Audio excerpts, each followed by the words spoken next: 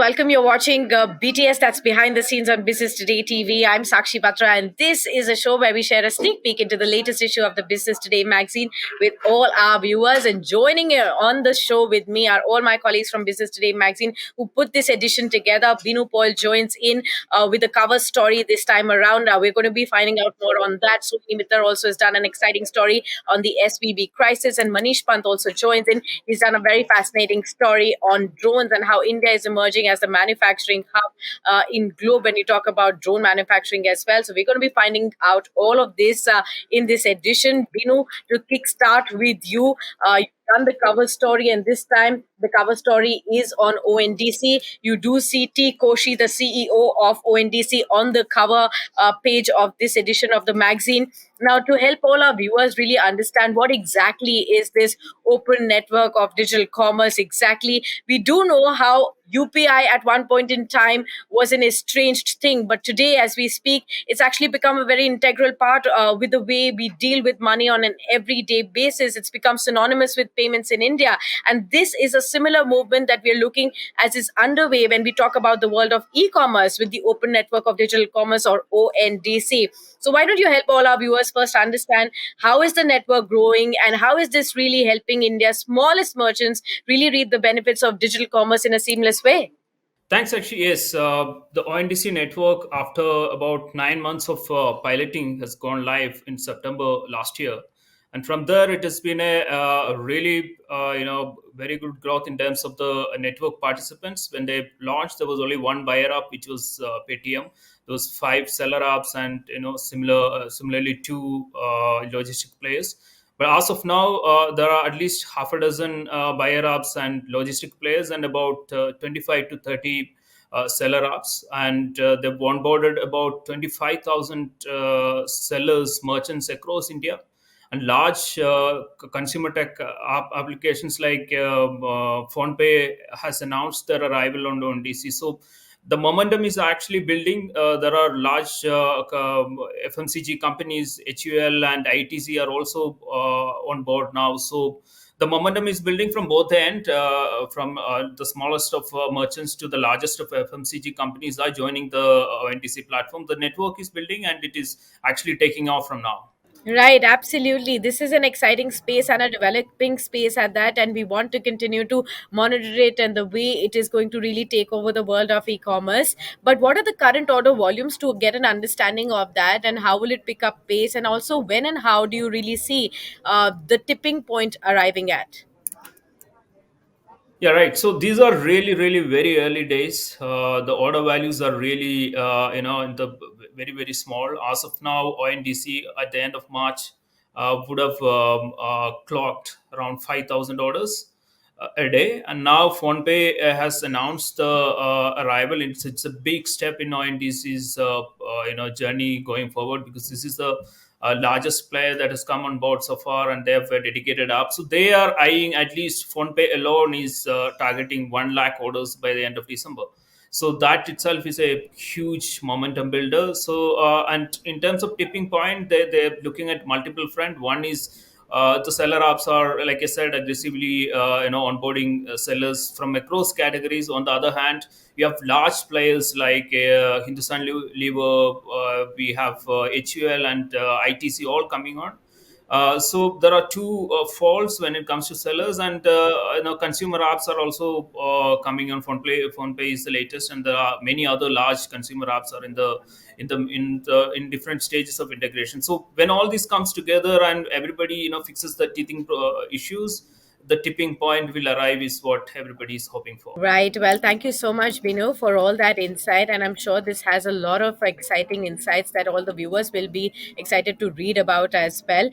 We'll come back to the story and to more insights going forward as well. But let me now go across to Sohini, my colleague, who's written extensively in this edition about the Silicon Valley Bank crisis. Of course, this has been the most concerning, most worrying point, which everybody from economists to market participants participants, investors have been wanting to read and to understand more about over the last 1 month or so. So Sohini, help me understand, we when we talk about even a small bank going belly up, that really has a huge impact in the banking industry in a huge way. Now here we are talking about Silicon Valley Bank, which is one of the largest banks, and help us understand what has been the size and the scale, and also the kind of impact that it has had on the Indian startups, because suddenly we came to know that worldwide Silicon Valley Bank, and the other banks, these were perhaps the favorites of the startup world as well. That's right, Sakshi. I think the crisis was like absolutely unprecedented in many ways. And, just to cut the long, summarize the crisis in a short manner, it was like the bank of startups had gone kaput suddenly overnight. So people really didn't know what to do. And this, when I talk about startups, I think it's across the world, not just in the Indian subcontinent. Almost every startup market in the world banked with Silicon Valley Bank. The investors banked with them.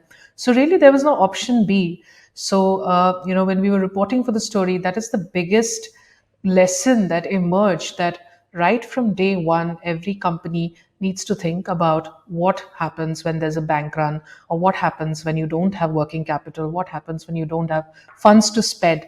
So Silicon Valley Bank went down for this huge lesson that startups have picked up now. And just to give you a sense of the scale, the American regulators project that some 37,400 startups globally have been impacted by the Silicon Valley Bank crisis, and most of them are early stage startups which have, probably $1 to $5 million of cash in the bank. But definitely that amount was more than what the American regulators insure, which is why all the drama happened, all the chaos, all the uncertainty. But as the dust settles on the crisis, I think the most important lesson is that you have to diversify your funds. You have to choose banks which are probably more reliable, but we can't even say that because Silicon Valley Bank was a very reliable and trusted partner for startups. And when you talk about India, the unique thing about India is tons of SaaS startups, they are based in America, and it is their go-to bank. They will raise their first funding and they will put that cash in the bank. No thinking, no Yeah. planning, nothing else. So it was majorly India SaaS startups that were impacted, but like I said, a lot of them are now learning the hard lessons and they've already started Absolutely. diversifying. Absolutely, lots of lessons learned from the SVB crisis. But another thing that perhaps the Indian, policy makers are looking at right now, and perhaps the banking industry is looking at right now, is how the Indian banks can now play a bigger role in the startup ecosystem. So, what are some of the insights that you've gathered from your conversations? That's right, Sakshi. I think both the government as well as think tanks and as well as banks, the major banks. I think this is a watershed moment for them to become more startup friendly. As you know, Indian banks are very orthodox. Most Indian banks, which people rely on, they do not have a tech forward approach. That is what will be implemented now, should be implemented now. Well, we know what the IT Minister Rajiv Chandrasekhar has done. He has taken notes, he has met the startup founders, he has understood the needs of the ecosystem, and he has presented a paper to the finance minister. So I think we could expect some change going forward, at least from the major banks, so that startups are also incentivized to bank with them, and not rush to America or deposit everything that they have in American banks. I think Indian banking is very rigid, very strong, and there's a lot of scope for them to address a completely new client base. So that has been our learning, that even banks are now opening up to a very new age client base and designing solutions for them. That's right, and it'll be very, good to understand the way banks really reimagine themselves to be able to support the startup ecosystem, which is definitely emerging as a key contributor to India's economy, and is going to play a larger part right there going forward as well. So that's going to be essential to watch out for, and how can policymakers really help support banks also to take that step further. Thank you very much, Sohini, for that insight. I'm sure it'll be a very insightful story to read as well.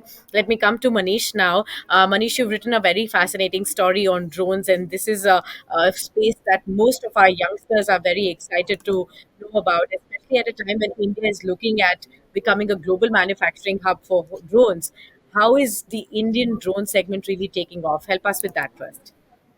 Thank you, Sakshi. So, allow me to first, share some numbers. So from just a handful of companies a few years earlier, India now hosts 250 companies working in different segments of the drone ecosystem. Then look at if you look at the funding that has gone up incrementally in the last 3 years, say by three times. So like in the financial year that just concluded, the drone company raised around $50 million in funding. A year prior to that, it was like $25 million, and in 2019, it was just a little over $11 million.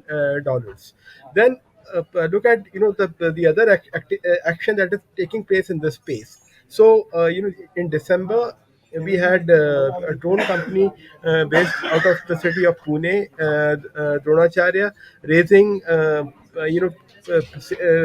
witnessing its IPO oversubscribed by 262 times. Then another drone company, which is based out of the city of Chennai, Garuda Aerospace, they raised $22 million in funding through a Series A round, which is the highest for a drone company by far. And then there is another player which has already filed a prospectus with the stock market regulator. Idea Forge, which is looking at selling shares worth for 300 crores in the market, subject to approval of its DRHP.